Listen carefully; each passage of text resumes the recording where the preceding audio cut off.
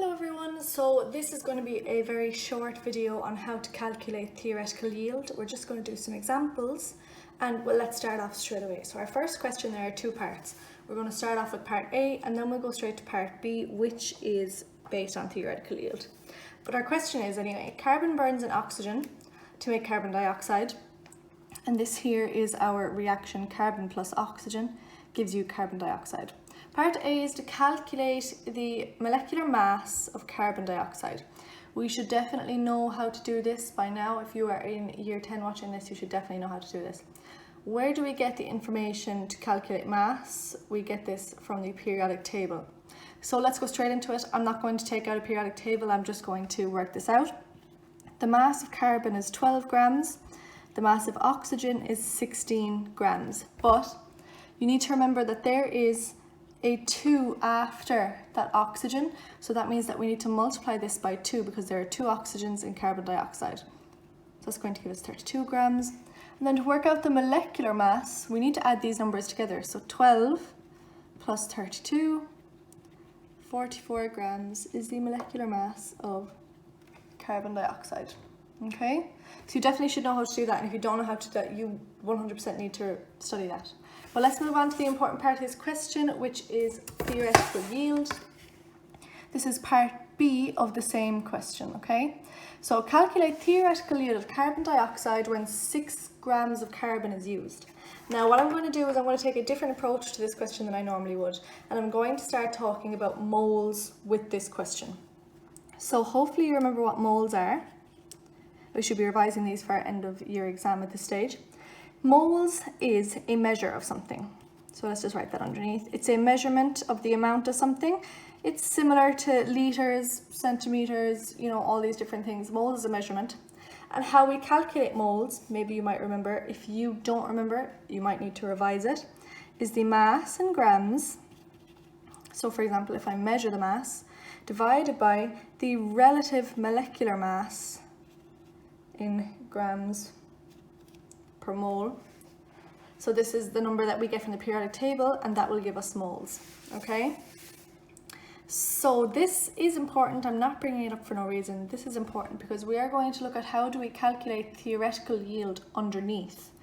Okay, so let's divide this off and let's have a look. If you remember it, that's really good. If not, you need to learn this off. I'm not going to write out the whole thing because I need to have space. Theoretical yield is equal to the mass of the limiting reagent, so this is the mass from the question, all over the sum of the mass of the limiting reagent, it's grams, and then we multiply this by the sum of the mass of the product. Okay, this is how we calculate limiting or theoretical yield, okay? So there should be something that we see here that is familiar between the two. Moles is equal to mass divided by relative molecular mass, and the first part of theoretical yield is the exact same thing. This means the exact same as this up here, okay? Mass divided by relative molecular mass, and mass divided by the sum mass, which is the same thing as molecular mass, okay? So what we are going to do now is we are going to try and use this information to complete this question B. Because what we are going to do is we are going to work out the moles of our product, and then when we multiply that by the mass or the moles of our reactant, our limiting reactant, when we multiply that by the mass of our product, we should get the amount of our product. Okay, let's work through it and then we'll talk through it. Okay, so calculate theoretical yield of carbon dioxide when we only use 6 grams of carbon. So theoretical yield is equal to the mass of our limiting reagent. We know that from our question, that is 6 grams. The sum of the mass of our limiting reagent. So how much does carbon actually weigh in the periodic table? It's 12 grams. And then we multiply this by the relative molecular mass, or the sum mass of our product. We know that our product is carbon dioxide. We know this from the question. And so what is the mass of carbon dioxide? Well, we got that in the last question. It's 44 grams, okay? Then what we do is we multiply these against each other, okay? And what we're actually going to get is 6 divided by 12 is 0.5. 0.5 multiplied by 44 is 22 grams. So let's have a talk about this one more time before I move on to another question, okay? What we are doing here really is we're finding out the moles of our reactant, and that is the amount of our reactant, which is 0.5. Now, if I only have 0.5 moles of carbon, then that can only give me 0.5 moles of carbon dioxide, okay? And if we know that this is the actual mass of carbon dioxide when we have a full amount, when we have 1 mole, then 22 grams has to be half of that. And half of 1 mole is 0.5, okay? Now I hope I haven't confused you too much with this one, but we are going to do one more example to try and lock it in. Okay, so let's go straight into our second question. Let's read the question first. So nitrogen reacts with hydrogen to make ammonia, and we can see here the reaction is N2 plus 3H2 to give us 2NH3.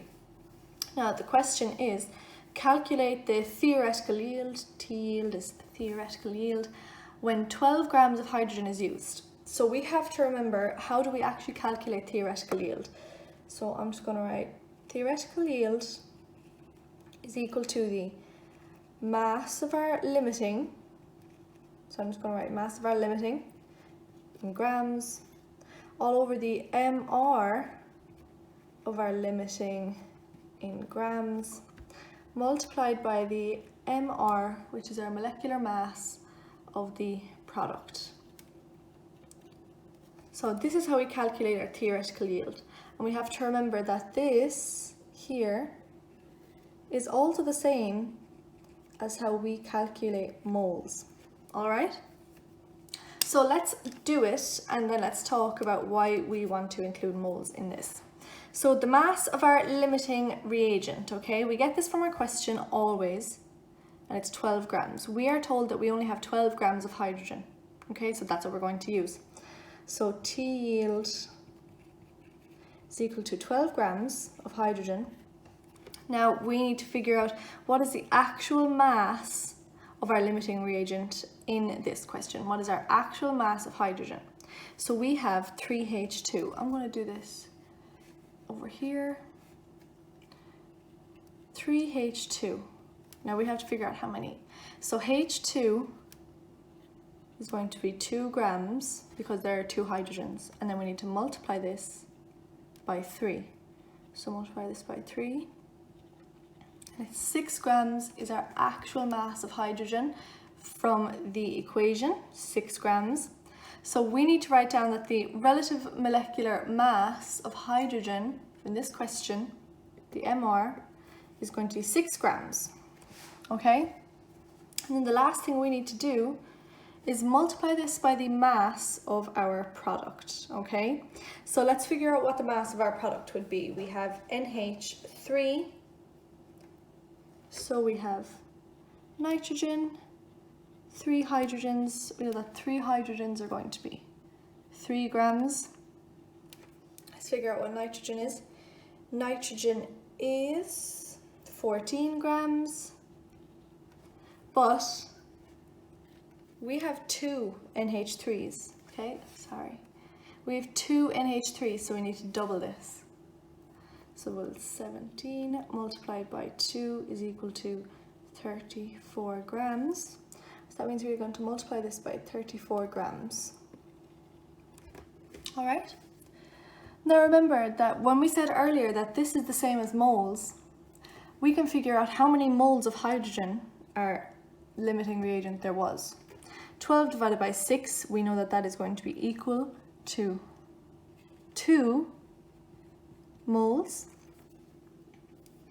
And then we need to figure out how many grams of NH3 will there be if we actually have 2 moles of them. We know that 1 mole is 34 grams. And so if I'm going to multiply 34 by 2, that's going to be 68 grams of NH3. Okay, so this is all the questions I'm going to do for now. I'm going to share this out to a few students that have asked for it. Please let me know if this video was helpful at all, and if there are any changes that you think I should make, please let me know and I will do that.